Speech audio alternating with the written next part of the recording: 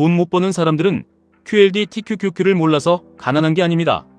대부분은 계좌가 커지기 전에 먼저 마음이 무너져서 가난한 겁니다. 레버리지 ETF가 무서운 게 아니라 기다림을 못 버티는 사람이 무서운 겁니다. 월급이 적어서 못 가는 게 아닙니다. 시드가 작을 때 너무 빨리 포기해서 평생 출발선에서만 맴도는 겁니다. 많은 분들이 착각하십니다. 부자가 되려면 대단한 정보가 있어야 하고 천재 같은 머리가 있어야 하고 남들보다 먼저 뭔가를 알아야 한다고 생각하십니다. 그런데 진짜 무서운 진실은 전혀 다른 데 있습니다. 돈은 복잡해서 못 버는 게 아닙니다. 단순한 걸 끝까지 못해서 못 버는 겁니다.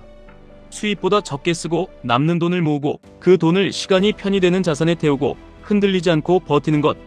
이 당연한 걸 너무 지루해서 못하는 겁니다. 여기서 QLD TQQQ가 등장합니다. 많은 분들이 QLD TQQQ를 보면서 이거 도박 아니냐고 말합니다. 그런데 저는 오히려 반대로 말씀드리고 싶습니다.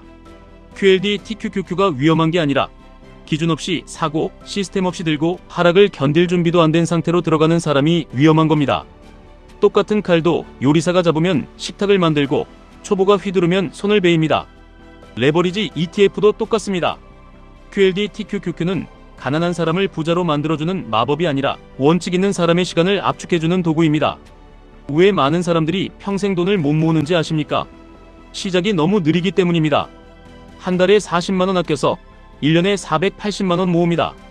죽어라 참고 커피 줄이고 외식 줄이고 옷 덜 사고 여행 포기하고 그렇게 1년을 버텼는데 통장에 쌓인 돈이 생각보다 너무 초라합니다.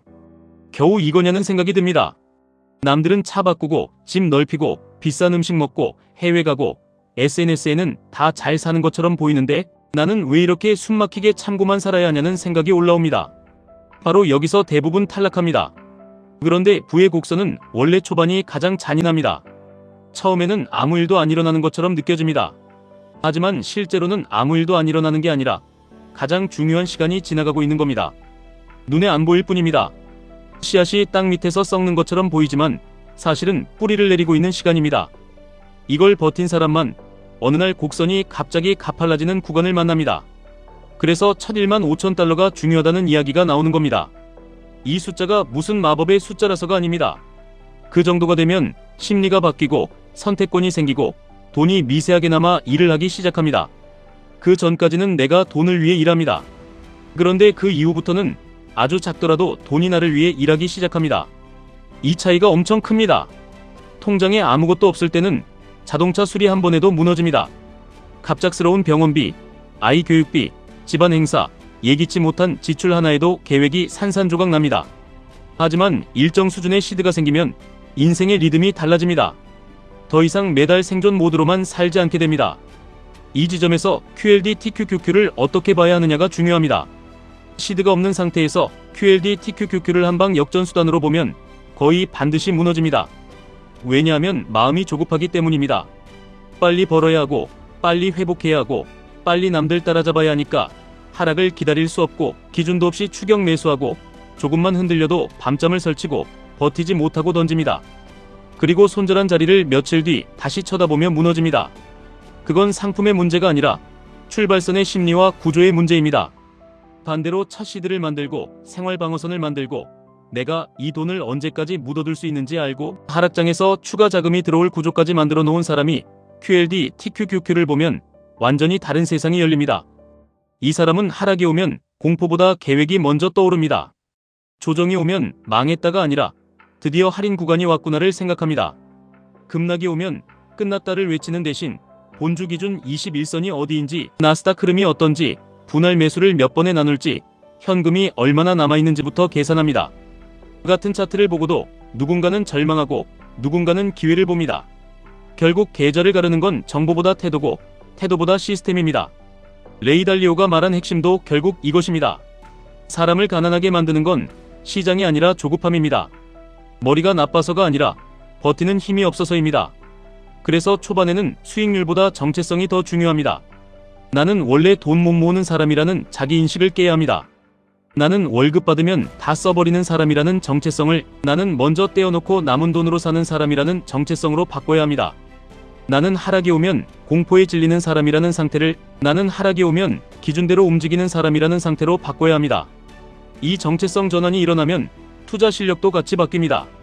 많은 분들이 QLD TQQQ로 돈 벌고 싶다고 말합니다. 그런데 실제로는 돈을 버는 방식보다 돈을 잃는 습관을 먼저 못 고치고 있습니다. 월급 들어오면 바로 새 소비 계획부터 세우고 남들이 잘 나가는 걸 보면 조급해지고 계좌가 조금 오르면 내 수준보다 먼저 생활 수준을 올리고 시장이 흔들리면 원칙을 버리고 수익보다 자각을 추구합니다. 이 상태에서는 QLD TQQQ가 아니라 그 어떤 좋은 자산을 줘도 결국 무너집니다. 왜냐하면 자산이 인생을 바꾸는 게 아니라 그 자산을 다루는 사람이 결과를 만들기 때문입니다. 여기서 정말 중요한 게 하나 있습니다. 부자가 되는 사람은 자주 흥분하지 않습니다. 자주 확인하지도 않습니다. 자주 바꾸지도 않습니다. 특히 레버리지 ETF를 한다고 해서 매일 매 시간 반응하는 게 아닙니다. 오히려 자기 기준을 세우고 시장이 그 기준에 들어왔을 때만 움직입니다. 평소에는 자기 삶을 삽니다. 일하고 배우고 읽고 체력을 키우고 수입을 늘리고 현금을 모으고 다음 기회를 준비합니다. 돈을 버는 사람은 매일 액션이 많은 사람이 아니라 결정적인 순간에만 정확하게 움직이는 사람입니다. 그리고 많은 분들이 이런 생각을 하십니다. 그래도 QLD TQQQ는 너무 무섭지 않습니까? 맞습니다. 무섭습니다. 그래서 더더욱 아무렇게나 하면 안 됩니다. 레버리지는 무조건 강하게 들어가라는 뜻이 아닙니다. 내 삶이 버틸 수 있는 범위 안에서, 내가 추가 매수할 수 있는 구조 안에서 내가 장기적으로 감당 가능한 비중으로 가져가야 합니다. 생활비까지 끌어다가 몰빵하고 신용 쓰고 빚내서 레버리지에 들어가는 순간 그건 투자도 아니고 철학도 아닙니다. 그냥 조급함의 폭주입니다. 느리더라도 내 돈으로, 내 기준으로, 내 시간으로 버티는 사람만 살아남습니다. 또 하나, 남과 비교하면 반드시 망합니다. 누군가는 단기간에 몇 배를 먹습니다. 누군가는 코인으로 인생을 뒤집었다고 합니다. 누군가는 한 종목으로 큰 돈을 만들었다고 떠듭니다. 그런데 그 화려한 표면 뒤에 어떤 리스크를 안고 있는지는 모릅니다. 대출이 얼마나 있는지, 밤에 잠은 자는지, 손실이 얼마나 쌓였는지, 운이 얼마나 섞였는지 아무도 모릅니다. 그런데 우리는 결과만 보고 흔들립니다.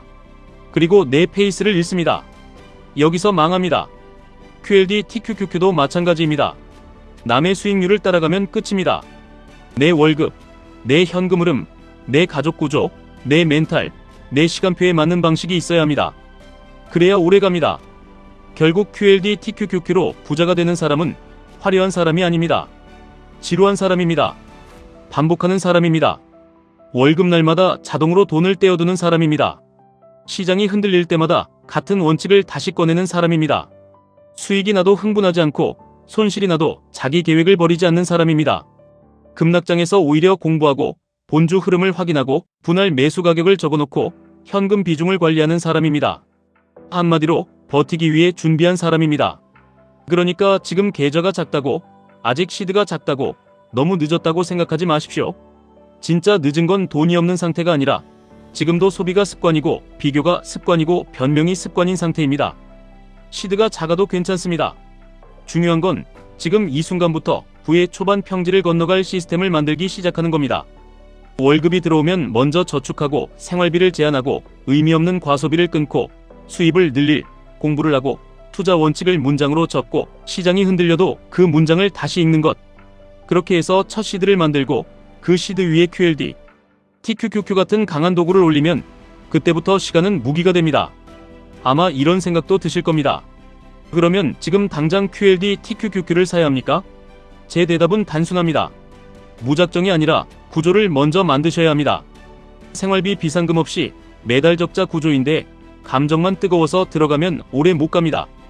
하지만 이미 소비를 통제하고 있고 매달 꾸준히 시드를 만들 수 있고 하락 시 추가 자금이 들어오고 몇 년 단위로 볼 준비가 되어 있다면 그때 QLD, TQQQ는 단순한 종목이 아니라 시간의 레버리지가 됩니다. 내 젊음, 내 노동, 내 절제, 내 인내를 압축해서 자산 성장 속도를 끌어올리는 도구가 됩니다. 또 어떤 분은 이렇게 묻습니다. 지금처럼 변동성 큰 장에서도 괜찮습니까? 오히려 이런 장이 원칙 있는 사람에게는 더 중요합니다. 상승장에서 아무나 돈 벌 수 있습니다. 하지만 진짜 차이는 흔들릴 때 드러납니다. 하락장에서 멘탈이 부서지는지 아니면 기준이 선명해지는지, 급등장에서 추격하는지 아니면 계획 바뀌면 기다리는지, 이 차이가 몇 년 뒤 계좌를 완전히 갈라놓습니다. 시장은 늘 핑계를 줍니다.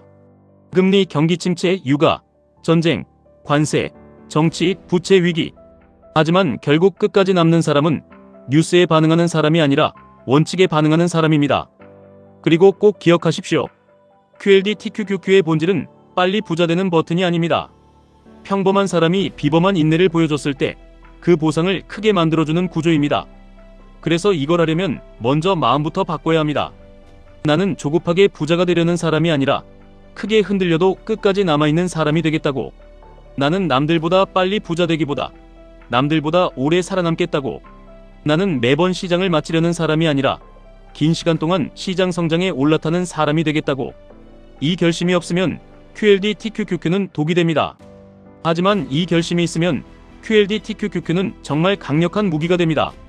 정리해보겠습니다. 처음 돈 모을 때는 누구나 초라합니다.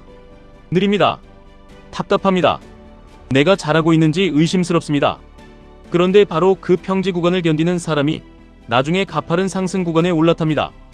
첫 시드가 생기면 심리가 바뀌고, 심리가 바뀌면 행동이 바뀌고, 행동이 바뀌면 계좌가 달라집니다.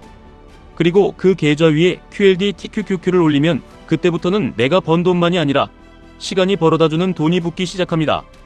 결국 부의 핵심은 화려한 비법이 아니라 시드를 만들고 원칙을 만들고 살아남는 겁니다. 지금 계좌가 작아도 상관없습니다. 아직 1만원 밖에 못 모았어도 괜찮습니다. 중요한 건 오늘부터 내 소비를 통제하고 내 수입을 키우고 내 시드를 만들고 내 투자 원칙을 적고 QLD TQQQ를 투기가 아니라 전략으로 다룰 준비를 시작하는 겁니다. 남들처럼 보여주기 위해 사는 삶이 아니라 진짜 선택권을 가지기 위한 삶으로 방향을 트는 겁니다. 그 순간부터 이미 바뀌기 시작한 겁니다. 작은 돈을 우습게 보면 평생 큰 돈은 내 편이 안 됩니다. 하지만 작은 돈을 존중하고 작은 시드를 지키고 작은 원칙을 반복하면 어느 순간 계좌는 내가 예상한 속도보다 빠르게 변하기 시작합니다. 부의 곡선은 원래 버틴 사람만 보게 되어 있습니다. QLD TQQQ도 결국 그 사람 편입니다. 빨리 부자 되려는 사람 편이 아니라 오래 준비한 사람 편입니다. 오늘도 시장이 무섭다면 차트보다 먼저 자기 원칙부터 점검하십시오. 뉴스보다 먼저 현금 흐름부터 점검하십시오. 수익률보다 먼저 버틸 구조부터 만드십시오. 그러면 기회는 반드시 옵니다. 그리고 그때 잡을 수 있는 사람은 평소에 준비한 사람뿐입니다. 지금까지 1분 투자 하이젠버그였습니다.